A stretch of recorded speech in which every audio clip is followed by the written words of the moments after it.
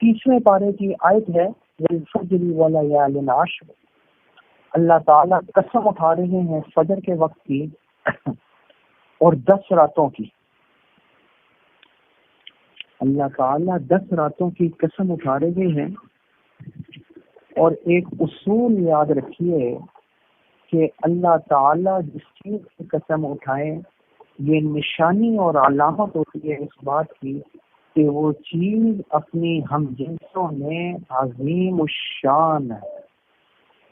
اب جیسے اللہ تعالیٰ نے قرآن مجید میں قسم اٹھائی، وہ 3 قسم ہے انجیر کی. تو اللہ تعالیٰ نے قسم اٹھائی تو اللہ کی قسم اٹھانا دلیل ہے. اللہ چھوٹی موٹی چیز کی قسم نہیں اٹھاتے. پھلوں میں سب سے عظیم الشان پھل اگر کوئی ہے تو وہ انجیر کا ہے. وہ زیتون کی قسم بھی اللہ نے اٹھائی. یہ نشانی ہے کہ تیلوں میں اگر کوئی سب سے بہترین تیل ہے تو وہ زیتون اور اولیو آئل کا تیل ہے. اس سے بہتر تیل اور کوئی نہیں ہے. وہ اللہ تعالیٰ نے قسم اٹھائی ہے. اور اللہ تعالیٰ نے فجر کے وقت بھی اشارہ کر دیا. فجر کا وقت بھی وقتوں میں بہترین وقت ہے. پھر ولیال عشر 10 راتوں کی قسم اٹھائی، اشارہ کر دیا کہ یہ 10 راتیں بھی راتوں میں انتہائی عظیم الشان راتیں ہیں. اب ان راتوں سے کیا مراد ہے؟ مفسرین کی ایک بڑی جماعت چلی گئی اس بات کی طرف ان 10 راتوں سے مراد ذی الحجہ کی 10 راتیں ہیں جو یہ راتیں آنے والی ہیں. پہلی 10 راتیں ذی الحجہ شروع ہونے کے بعد پہلی 10 راتیں یہ وہ مراد ہیں. اللہ تعالیٰ نے ان راتوں کی قسم اٹھائی ہے. ماننا یہ جو راتیں شروع ہونے والی ہیں یہ عظیم الشان راتیں ہیں. پھر اس کے بعد ایک روایت میں آیا، حضور صلی اللہ علیہ وسلم نے ارشاد فرمایا، ترمذی شریف کے اندر روایت موجود ہے. روایت کیا ہے؟ حضور صلی اللہ علیہ وسلم فرماتے ہیں کہ یہ جو ذی الحجہ کے پہلے 10 دن ہیں یہ ایسے 10 دن ہیں کہ اللہ تعالیٰ کو ان میں عبادت کرنا اتنا پسند ہے جتنا کہ عام دنوں میں عبادت کرنا ہے. مفہوم کر دیا. اور ان میں ایک دن کا اگر کوئی شخص روزہ رکھ لیتا ہے تو اس ایک دن کے روزے کا ثواب 1 سال کے روزوں کے برابر ہے. پہلی یکم ذی الحجہ سے لے کر 9ویں ذی الحجہ تک ایک روزے کا ثواب کتنے روزوں کے برابر ہے؟ 1 سال کے روزے کے برابر. اور کوئی 9ویں ذی الحجہ کا روزہ رکھ لیتا ہے تو 9ویں ذی الحجہ کا ثواب 1 سال کے روزوں کے برابر نہیں بلکہ حضور صلی اللہ علیہ وسلم ارشاد فرماتے ہیں کہ اس کا ثواب، یہ مسلم شریف کی روایت میں ہے کہ 9ویں ذی الحجہ کا اگر کوئی شخص روزہ رکھ لیتا ہے تو 1 سال گزشتہ اور 1 سال آئندہ یعنی 2 سال کے روزوں گناہوں کا یہ کفارہ بن جاتا ہے. 2 سال کے گناہ معاف ہو جاتے ہیں. 2 سال کے گناہ اللہ تعالیٰ معاف فرما دیتے ہیں. تو یہ روزہ تو پہلے 8 دن کے روزے رکھنے سے بھی زیادہ افضل اور اعلیٰ ہو گیا. تو یکم سے لے کر 9 ذی الحجہ تک روزہ رکھنے کی یہ فضیلت ہے. باقی 10ویں سے لے کر 13ویں تک روزہ رکھنا حضور صلی اللہ علیہ وسلم فرمایا حرام ہے، حرام. 10ویں کو تو عید ہوگی اس لیے 9ویں تک روزہ ہے. 10ویں سے لے کر 13ویں تک جو ایام تشریق کہلاتے ہیں ان میں روزہ نہیں رکھنا. ان میں روزہ نہیں رکھنا، ان میں روزہ رکھنا حرام ہے، حرام. میری آواز صحیح آ رہی ہے؟ آواز ٹھیک آ رہی ہے میری؟ ٹھیک ہے، چلے ٹھیک ہے. 9ویں پہلی سے لے کر 9ویں ذی الحجہ تک روزہ رکھنا. پورے سال میں ایسے عظیم الشان روزے رمضان کے بعد آپ کو 1 سال کا روزہ 1 سال کے روزوں کے برابر، 1 دن کا روزہ 1 سال کے روزوں کے برابر. اور 9ویں ذی الحجہ کے روزے کی فضیلت تو اور بھی زیادہ ہو جاتی ہے. پھر ترمذی شریف کی روایت میں یہ جو میں نے ابھی عرض کی ہے تو 10 راتیں آ رہی، تو دنوں کی بات ہو گئی. یہ جو 10 راتیں آ رہی ہیں تو یہ بھی بعض روایتیں جیسے کہ ترمذی کے اندر بھی یہ روایت موجود ہے کہ اس ایک رات جاگنے کا ثواب لیلۃ القدر کے برابر ہے. یہ کتنی بڑی راتیں ہیں. اب اس میں علماء کے درمیان میں اختلاف ہو گیا، اور بھی روایتیں اور بھی حوالے موجود ہیں. صحیح بات یہی ہے کہ ساری روایتوں اور آیتوں کو سامنے رکھا جائے کہ سب سے بڑی اور عظیم الشان تو لیلۃ القدر والی رات ہے. اس کے بعد اگر کوئی بڑی رات ہے تو پھر وہ یہ 10 راتیں ہیں جن کی اللہ تعالیٰ نے قسمیں اٹھائی ہیں. اس لیے یہ راتیں یہ بھی ضائع نہیں جانی چاہیے فضول گپ شپ کے اندر اور فضول کاموں کے اندر وقت کو نہیں گزارنا چاہیے.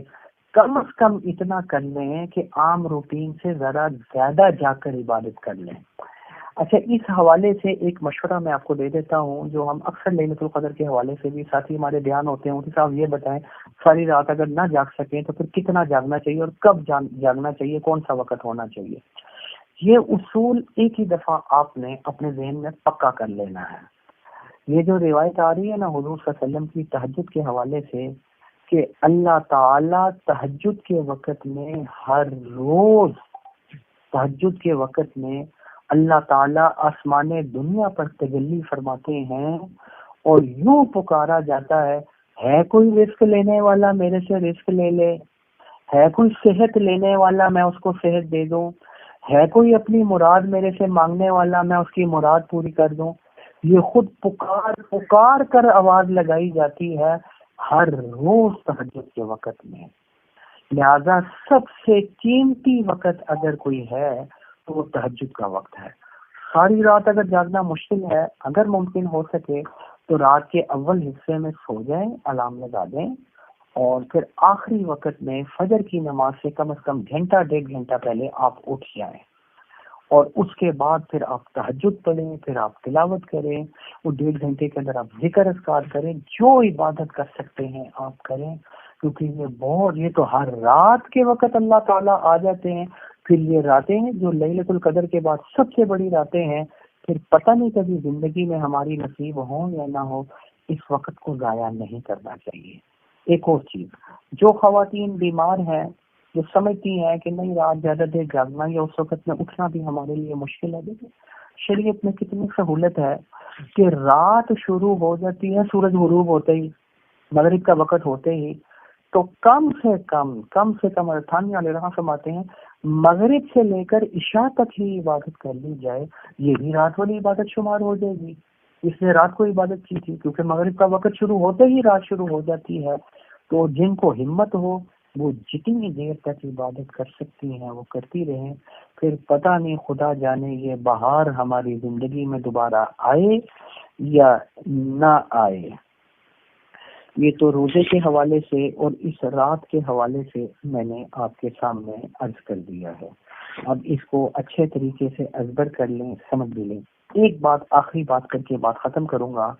وہ بات یہ ہے کہ یہ جو روایت آ رہی ہے حضور صلی اللہ علیہ وسلم کی، غالباً مسلم شریف کی روایت ہے کہ یہ چاند جب آپ دیکھ لیں نا، ذی الحجہ کا چاند دیکھنے کے بعد بال بھی نہ کٹوائیں اور ناخن بھی نہ کٹوائیں. بال تو ظاہر ہے مردوں نے کٹوانے، وہ بال بھی نہ کٹوائیں اور ناخن بھی نہ کٹوائیں، مرد بھی نہ کٹوائیں، عورتیں بھی نہ کٹوائیں ذی الحجہ کا چاند نظر آنے کے بعد. اور کب تک نہ کٹوائیں؟ جب تک کہ قربانی نہ ہو جائے، اس وقت تک اپنے بال بھی نہ کٹوائیں اور ناخن بھی نہ کٹوائیں. یہ بھی ایک کرنے والا کام ہے. روزہ بھی ہے، رات کی عبادت بھی ہے، اور چاند نظر آنے کے بعد بال بھی نہیں، نہ اس سے پہلے ہی اہتمام کر لیا جائے ناخن کا بھی، بالوں کا بھی جو ترتیب بنانی ہے بنا لی جائے.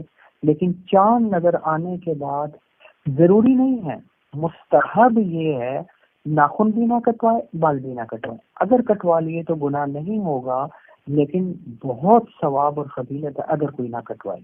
اچھا، کیا وجہ ہے؟ بظاہر سمجھ نہیں آ رہا کیوں نہ ناخن کٹوائیں، بال کٹوائیں، اس میں حکمت کیا ہے؟ اس کی کئی حکمتیں بیان کی گئی ہیں. بعض بڑے بڑے علماء نے جو حکمت بیان کی ہے وہ میں آپ کے سامنے عرض کر دوں. اور کہتے ہیں کہ یہ وہ دن ہوتے ہیں ذی الحجہ والے جس میں ہمارے بھائی حج کے لیے ادھر موجود ہوتے ہیں، ہماری بہنیں بھی حج کے لیے ادھر موجود ہوتی ہیں. اچھا، احرام کی حالت میں ہوتے ہیں عام طور پر، اور آپ کو پتہ ہے کہ جو حاجی یا حاجیہ احرام کی حالت میں ہو اس کے لیے ناخن کٹوانا یا بال کٹوانا منع ہے، نہیں کٹوا سکتے احرام کی حالت میں.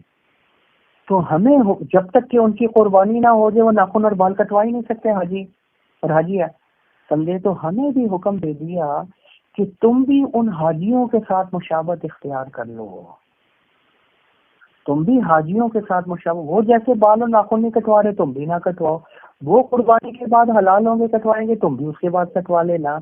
تم ان کے ساتھ مشابہت اختیار کر لو، کیونکہ اللہ کی رحمت بہانے ڈھونڈتی ہے. اگر تم کسی وجہ سے حج کے لیے نہیں پہنچ سکے اور وہ برکات نہیں حاصل کر سکے تو کیا تم محروم ہو جاؤ گے اتنی بڑی بڑی برکتوں سے جو حج کے اوپر برکات اور فضیلتیں آ رہی ہیں؟ اللہ فرمایا نہیں، تم اس طرح کرو، تم ان جیسی شکل بنا لو، جیسے وہ بال نہیں کٹوا رہے، ناخن نہیں کٹوا رہے، تم بھی نہ کٹاؤ.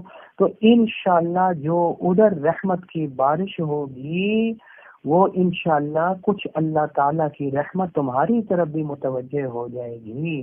بس تمہارا کام ایسے ہے کہ تم ان کے ساتھ مشابہت اختیار کر لو، تم بس یہ ایک بہانہ بنا لو.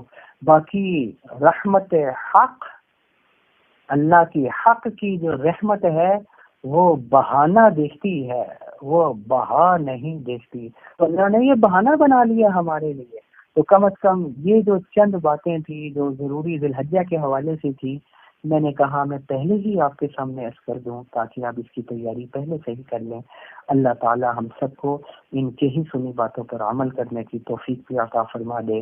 وآخر دعوانا الحمدللہ. اچھا آئندہ بھی اسی ترتیب کے مطابق ہمارا سبق ہوگا جی.